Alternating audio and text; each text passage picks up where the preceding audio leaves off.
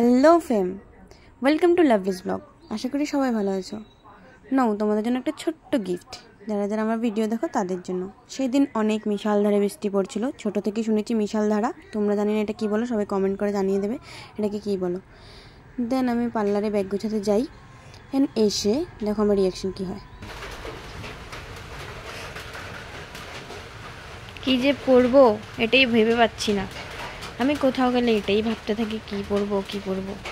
দেন আমি এই ড্রেসটা পরি, আমি বুঝে উঠতে পারছিলাম না আমি কী পরবো। আমি শর্ট কুর্তিটা পরি, দেন আমি চলে যাই। আমাদের রাস্তার অবস্থা এতটাই খারাপ ছিল, কতবার পড়তে বেঁচেছি আমি। তো একটু ভিডিওটা শেয়ার করলাম তোমাদের সাথে। অ্যান্ড এসে আমি একটা অটোকে বলে রেখেছিলাম, কলোনিতে থাকে মামাটা, ও ফোনে রিসিভ করছিল না। দেন এখানে দেখো মহারানী, আমাদের মহারানী এতটাই লেট করে, ওর জন্য দাঁড়াতে বৃষ্টি আরও পাচ্ছিলাম। ওদের ঠাকুর ঘরটা দেখবে, এত সুন্দর ছিল মন্দিরটা, এতটাই সুন্দর ছিল, ভালো লেগেছে খুব। মানে গোপাল ঠাকুর দিয়ে ভরা, রাধা অষ্টমীর, ভালো লেগেছে। এই দেখো আমাদের বিকি কি সুন্দর ডান্স করছে না। নাচো কালু, নাচো, আরও নাচো। তারপর আমি ওদের বাড়িতে বসে বসে বোর হচ্ছিলাম, তো ওরা যখন জল ভরে আসলো আমি ওদের একটু ভিডিও ক্লিপ নিই, ভালো লেগেছে, অনেক ফুর্তি করেছে ওরা। লিটারেলি আমি ওদের বাড়ি থেকে 3 ঘন্টার উপরে বসেছিলাম সাজানোর জন্য। তারপরে এসে দেখি বাচ্চা পার্টিগুলো ঢুকে বসে আছে। এখান থেকে তো আমার কিছু বাচ্চারা তো আমার টলেটাকে এরকমভাবে মেরেছে, মানে বুঝতে পারিনি আমার সাথে ওদের কিছু দুশ্মনী ছিল রে বাবা।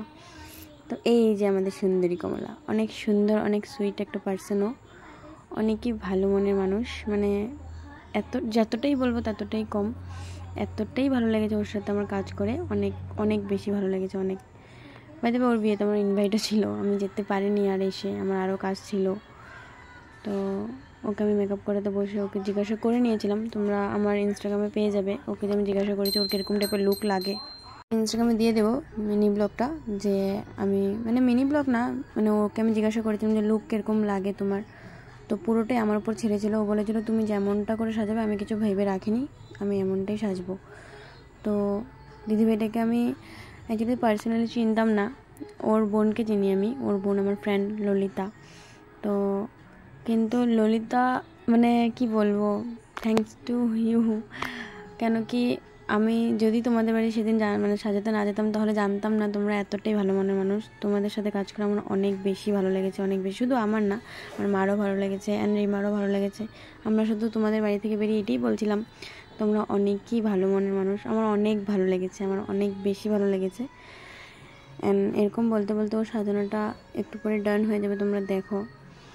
বাট ওদের বাড়িতে আমি তো এমনিতে ওরা অনেক বেশি ভালো, অনেক মানে ওদের বিহেভিয়ার বলো সব দিকে ওরা ভালো। বাট একটা জিনিসই কন্ডিশন ছিল যে আমি যখন সাজাচ্ছিলাম তখন আমাকে অনেক বেশি ডিস্টার্ব করা হয়েছে। বাচ্চা কিছু মানুষ ছিল, মানে বাচ্চা মানুষগুলো এতবার ডিস্টার্ব করেছে, এতবার জানলা দিয়ে দেখে, দরজা খুলতে বলে, কি যে করছিল ওরা ভগবানই জানে। কিছু না, ছোটোবেলা আমাদেরও এরকম হতো, কেউ সাজাতে আসলে আরে সাজাচ্ছি কি, আমরাও দেখবো। এটা আমার সাথে হতো, জানি না কার সাথে হতো, বাট এটা আমার সাথে হতো।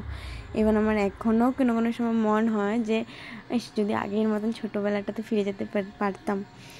ওই দেখেছো একটা বাচ্চা সাজিয়ে যাচ্ছে, ও কিন্তু আমার কাছে সেজে আমাকে কিসি করে একাকার, মানে ও আমাকে এতই ভালোবেসেছিল, মানে কি বলবো।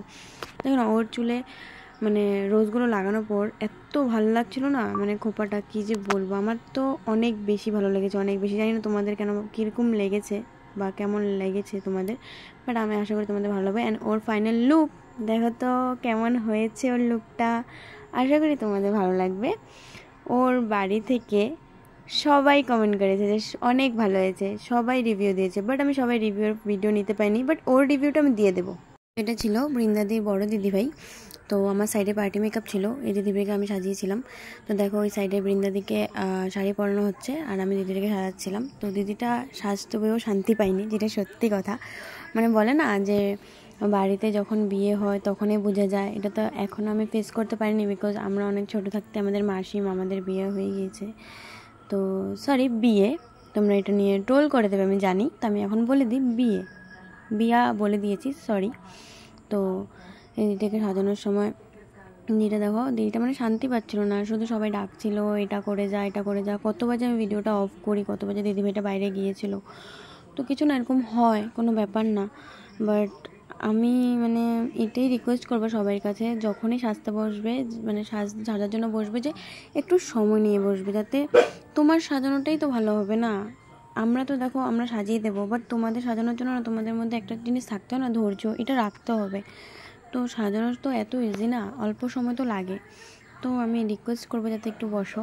কিন্তু হ্যাঁ, দিদিভাইরা তারপরে মানে পুরো রাগে বলেছে সবাইকে যে আমি আর আসতে পারবো না, আমাকে আমি এখন সাজবো, তারপরে আসবো। এটা তারপরে দেখবে ওর মুখে স্মাইলটা দেখবে তুমি। বাট হ্যাঁ, জানি না ওরা মানুষের সামনে গেলে কেন স্মাইল ভুলে যায়। স্মাইলটা লিটারেলি ওরা ভুলে গিয়েছিল। ওর যখন ফাইনাল লুকটা দেখতে পারবে তখনই বুঝবে। তো আমি এখানে হাইলাইটার লাগিয়ে দিচ্ছি, এটা চমকানোর জন্য, বিকজ ওরা কাজ করতে করতে বাড়ির সব ওদের চমকানো, মুখের যে ফেসের গ্লো, ডিসকল চমক চলে গিয়েছে, বুঝেছ?